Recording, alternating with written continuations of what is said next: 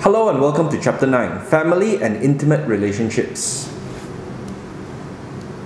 Today we're going to look at family. What types of families are there, traditionally and in the modern era? What are some of the factors relating to family that affect us as individuals and society as a whole? First up, we look at the definition of family. What is family? The traditional definition of family is two or more people who are related by birth, marriage, or adoption, and residing in the same housing unit. However, in today's society, family has taken up a more modern definition. Today, families are relationships in which people live together with commitment, form an economic unit, and care for any young and consider their identity to be significantly attached to the group. So what is the difference between a traditional family and a modern family? As you can tell from the definition, the traditional family puts more focus on the idea of marriage, that a family should consist of parents and children. But what about the modern day definition? The modern definition says that as long as a group of people have close relationships with one another, work together, live together, and consider themselves to be part of a family, can be considered a family. Do you agree with this definition? In your mind, what is a family? Do families have to be blood related? Do families have to be related by blood or marriage? Or can close friends or best friends consider themselves to be family? A nuclear family is a family composed of parents and their dependent children, all of whom live apart from other relatives. So simply put, a nuclear family typically consists of a father, a mother, and their children. No relatives, no uncles and aunties, no cousins. Traditionally, this can be seen as the most basic unit of what can be considered a family. An extended family is a family unit composed of relatives in addition to parents and children who live in the same household. Basically, the extended family consists of parents, the children, and relatives, including grandparents, uncles, aunties, and cousins. Single parents are families with children under the age of 18, headed by a parent who is widowed or divorced and not remarried, or by a parent who has never married. In today's society, we are seeing an increase in single-parent families. Although single-parent families can be headed by a father or a mother, most single-parent families consist of a mother and her child or children. This may be due to abandonment, divorce, the death of one of the parents, or the parents simply never marrying in the first place. Compared to nuclear and extended families, single parents tend to have a little bit harder time coping with life. This may be due to lack of a father or a mother figure, and with one parent working, doing all the household work, and taking care of the children at the same time. Next up, we're going to look at marriage. Marriage is a legally recognized and or socially approved arrangement between two or more individuals that carry certain rights and obligations and usually involves sexual activity. Basically, couples get married in order to have their relationship recognized by law, their family members, and their friends. Monogamy is a marriage between two partners, usually a woman and a man. This is of course the most common type of marriage. Polygamy is the concurrent marriage of a person of one sex with two or more members of the opposite sex. When someone marries more than one wife or husband, they are considered to be in a polygamous marriage. Polygamy is illegal in most countries in the world, and only countries in Africa such as Morocco, Nigeria, and Cameroon, and Asia such as Malaysia, Singapore, and the Philippines allows for polygamous marriages. Polygyny refers to the marriage of one man with two or more women. Meanwhile, polyandry refers to the marriage of one woman with two or more men. The difference between polygyny and polyandry is whether it is the man or the woman having multiple husbands or wives. A patriarchal family describes situations in which most of the family affairs are controlled by men. Most families tend to be patriarchal. Meanwhile, matriarchal families describe families which are controlled by women and is relatively uncommon but does exist. For example, the Mosua in China and the Mosua tribe in China and the Minangkabau in Indonesia. Now, when someone gets married, do they take on the name of the husband or of the wife? When a couple has children, do they take the name of the father or the name of the mother? Or neither? The patrilineal descent is a system of tracing descent through the father's side of the family. This means that the family tends to follow the surname or the name of the father's side. The matrilineal descent is a system tracing descent through the mother's side of the family. This refers to the type of family that traces their lineage through the mother's side, but is quite rare in today's society. Bilateral descent is a system of tracing descent through both the mother's and the father's side of the family. In some cultures, children take on an entirely new name. They do not follow the father's name or they do not follow the mother's name. This can be considered a bilateral descent. When the lineage of both parents are seen as equally important, it is known as a bilateral descent. When you get married, where would you, your husband, and your children stay? Patrilocal residence refers to the custom of a married couple living in the same household or community as the husband's parents. This happens in a lot of traditional households where the wife tends to move in together with the husband's family. Matrilocal residence is the custom of a married couple living in the same household or community as the wife's parents. Just as in the previous customs, this is quite rare. When buying a new house as a couple, do you consider the location of the house? Whether it is near the husband's parents or whether it is near the wife's parents? Neo-local residence is the custom of a married couple living in their own residence apart from both the parents and the wife's parents. For most modern-day couples, this is probably the most common. Newlywed couples tend to buy houses based on whatever they can afford, their salary, and how convenient it is to their workplace. How accessible is the house based on public transport and other facilities such as shopping centers. Now, one thing you may notice about these terms is that they tend to start with the word petre or metre. The word petre and metre are English words that come from ancient Greek or Latin, meaning father for petre and mother for metre. Basically, you can guess the meaning of these words based on whether they start with the word petre or metre. When getting married, are you encouraged to look for someone outside of your social group or outside of your family? Endogamy is the practice of marrying within one's own group. Some cultures strongly encourage marriage within their own group. This includes the Batak tribe in Indonesia and those following the caste system in India. Marriage to someone outside of their community may result in serious punishments such as ostracization or being kicked out from your family. Exogamy is the practice of marrying outside one's own group. Most modern families encourage their children to go out and explore the world, meet different people, and as a result, perhaps fall in love with someone different or outside of their community.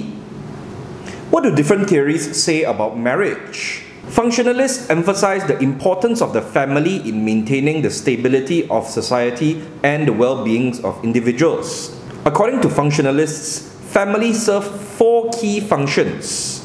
Sexual relegation, basically controlling their family members' sexual activity. Socialization, ensuring that all their family members learn about their culture and skills required to survive in society.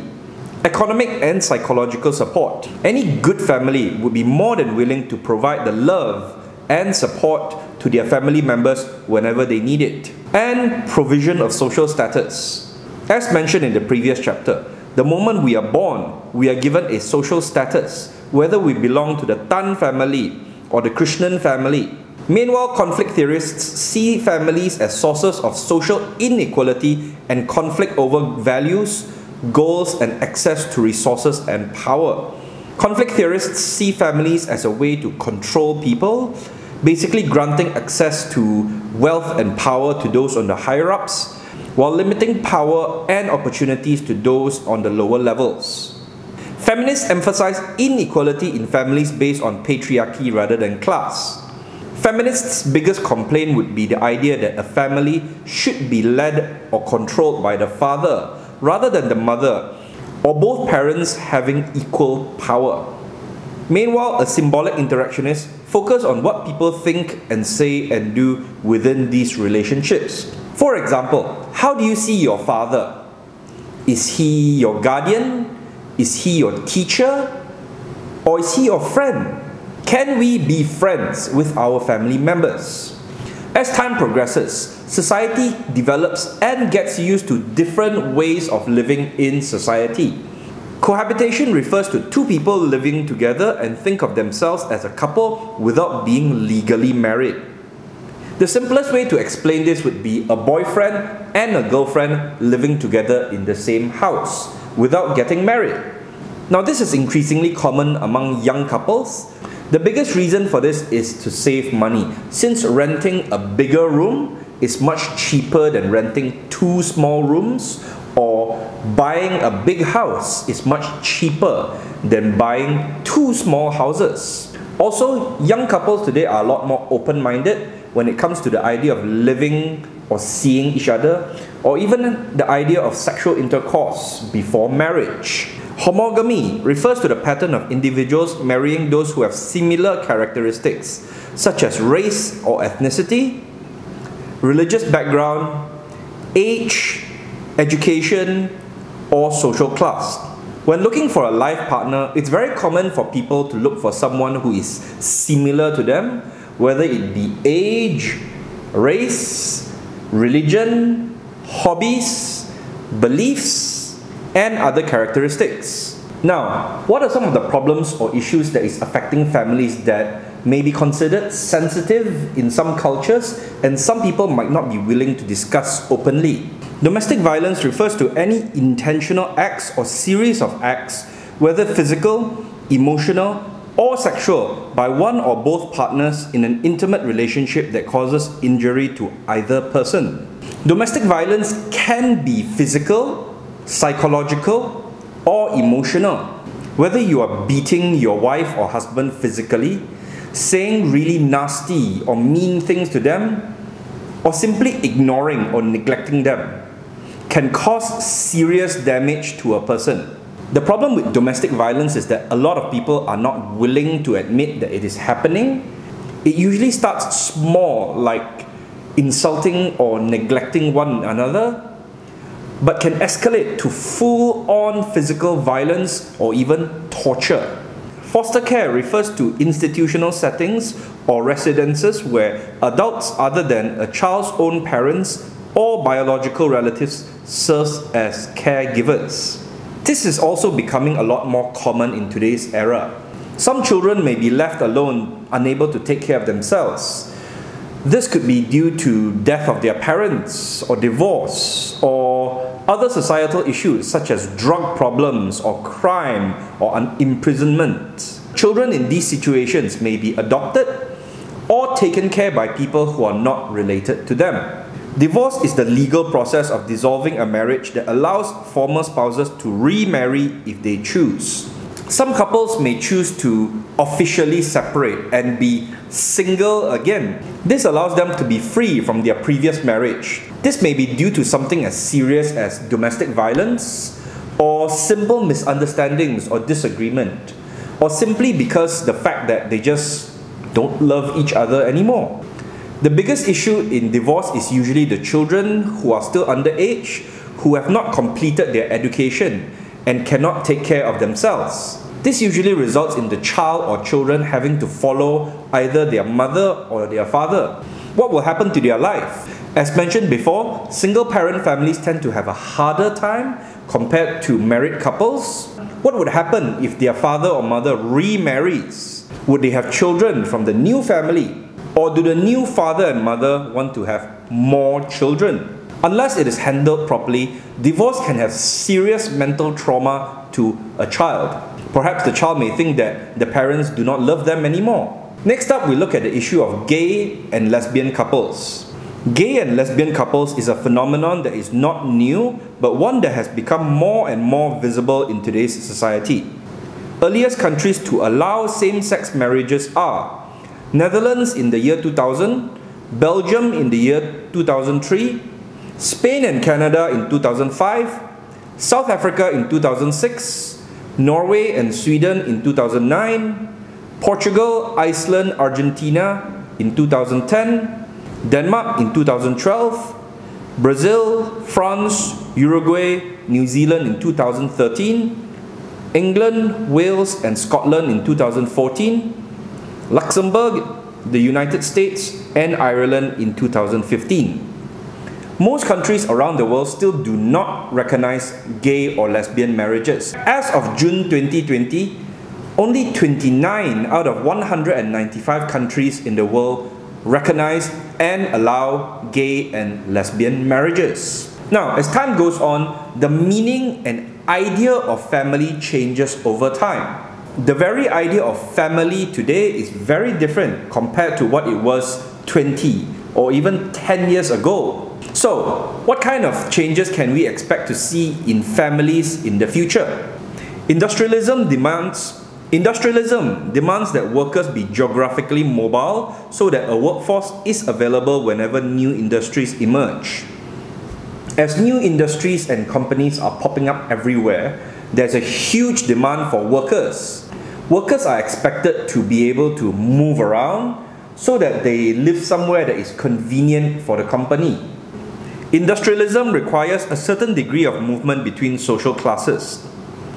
In the future, we will see more and more people moving between social classes. You will see more people from the middle class moving upward to the upper middle class, and maybe some people from the upper middle class moving downwards to the middle class. The decline of traditional family structure can be attributed to the postponement of marriage and high divorce rates. As the idea of families is changing rapidly, the term "till death do us part" may no longer be relevant in the future. Before we end today's class, here's a few questions you can ask yourself. What is love? Is love about romance and sex? What is love? Is love all about what is love? Is love all about feelings and romance and sex? What happens to a family when there's no longer any romantic feelings? Is love the most important thing in the world? Some may argue that love is the most important thing in the world because when you only have money, you are surrounded by people who basically only want you for your money. While others may argue that even without love, it is more comfortable to laugh and to cry in a nice big house rather than outside on the streets. Is there such thing as the one? Now, a lot of romance TV dramas, movies and fairy tales puts forward the idea of the one. Is he the one for me? Is she the one for me? Some would argue that there is someone who is perfect for everyone in this world, while some may argue that love is a lot of hard work, patience, and perseverance. Are fewer people marrying now than in the past? Why? In many modern countries, including Malaysia, especially in the big cities, fewer people are getting married, and those who are getting married are doing it much later in their life. This could be due to many reasons. Due to technology and the use of smartphones, people are more used to texting rather than communicating face to face. This may result in some problems in interacting with new people, especially when it comes to meeting people of the opposite sex. A lot of young people are also valuing their independence. They want to spend the money that they earn for themselves rather than to share it with someone else. Because of exposure to Korean dramas and Hollywood romantic comedies, a lot of young people have created this fantasy or this ideal of what their future partner should be. This results in young people being a lot more fussy and a lot more picky when it comes to choosing their partner, When the opportunity arises for them to meet someone new to be their potential partner, they may not have the communication skills to develop the relationship. Why is the traditional family structure declining? Because of factors such as work, the economy, and technology. People are living wherever is the most convenient for them. They might get a job from somewhere that is far away from where they live. It is also much easier and cheaper to travel today than it was 10 or 20 years ago. And thanks to the internet, people can communicate with friends and family from all over the world without too much hassle. So, what do you think? Has changes in the idea and structure of family become better? How do you think families will change in the future? Can society or even the government do anything to help support families with problems? Those are questions for you to think about. And that brings us to the end of this week's lecture. I'll see you next week.